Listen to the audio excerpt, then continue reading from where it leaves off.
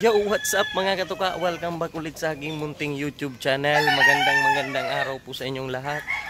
So for today's vlog mga katuka, isi-share ko po sa inyo kung ano po yung aking paraan para po medyo mapabilis yung paglulugon ng aking mga alagang mga manok. So ngayon pong paglugon, so isi-share ko po sa inyo yung aking ginagawa kapag po naglulugon yung aking mga alagang mga manok. So medyo mapapabilis rin po nito mga katuka yung kanilang paglulugon sa paraan ko kung ito na ginagamit. So kung gusto nyo po mga katuka malaman, so let's go!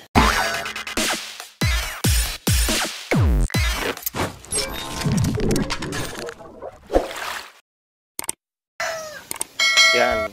So ipapasilip ko po sa inyo yung aking mga manok na patapos na po maglugon. So ito po mga katuka ay 2 months na po siyang naglulugon. So for the first 1 month po mga katuka, yung aking ginagawa ay binibigyan ko lang po muna sila ng plain concentrate.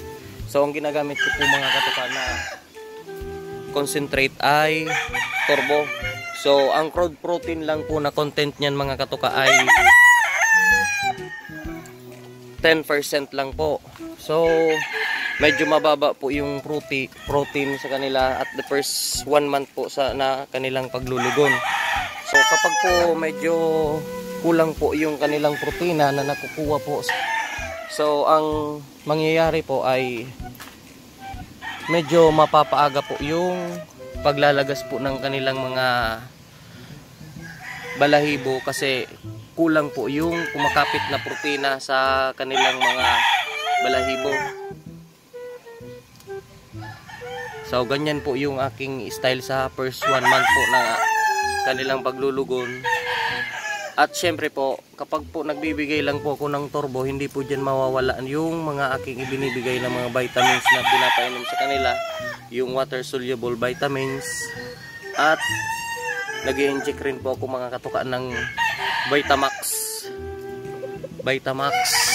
0.3 cc sa kanila.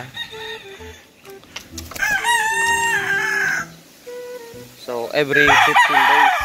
So sa isang buwan po mga katuka, 2 beses po ako nagtuturok sa kanila ng Vitamax. At yung mga pinapainom ko po ng mga water soluble vitamins kagaya po ng Vitamin Pro, Electrogen D+, at Iron X.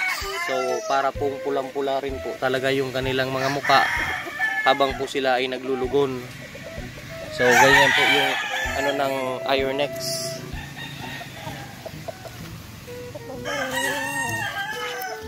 So halos po mga katuka yung ating mga manok ay naglulugon sa loob ng 3 buwan.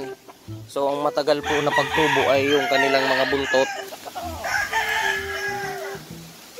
At sa pagkalipas po ng buwan, so nagbibigay na po ako mga katuka ng aking maintenance feeds na nasa aking vlog sa aking channel na maintenance feed. So kung hindi niya po mga katuka nakita, so maaari nyo pong bisitahin yung aking ginawang video tungkol po sa maintenance feed kung paano ko po ginagawa. So medyo marami na po yung protein na ibinibigay ko po sa kanila para mas maganda po yung tubo ng kanilang mga balahibo at shiny.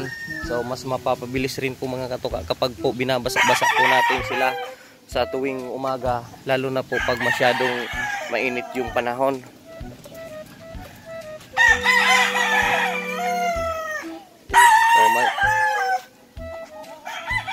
So halos po mga katuka dito sa aming manukan ay lugon na. So pera na lang po talaga sa mga stag.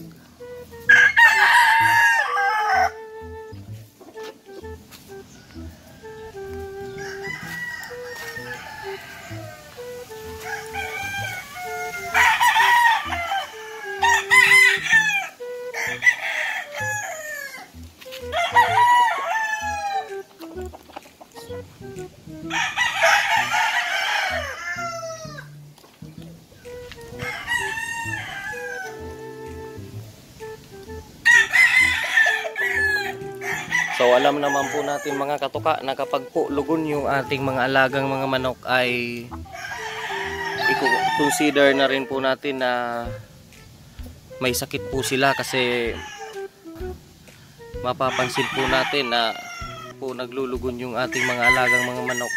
Yung katawan po nila ay masakit. So, ang iba po yung naduduwag. Paminsan po yung tumatapang, naging man fighter po sila kasi ayaw po silang magpahawak.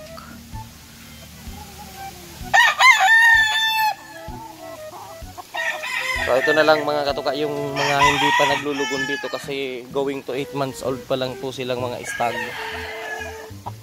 Ayan.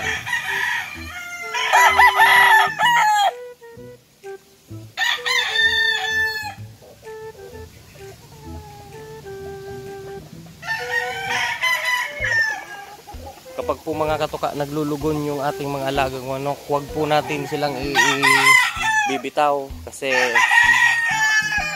masyado pong masakit yung kanilang mga katawan. So may tendency po na ayaw po sila sa bitaw. So yan lang po mga katuka yung parang dito sa manukan kapag po naglulugon yung aming mga alagang mga manok.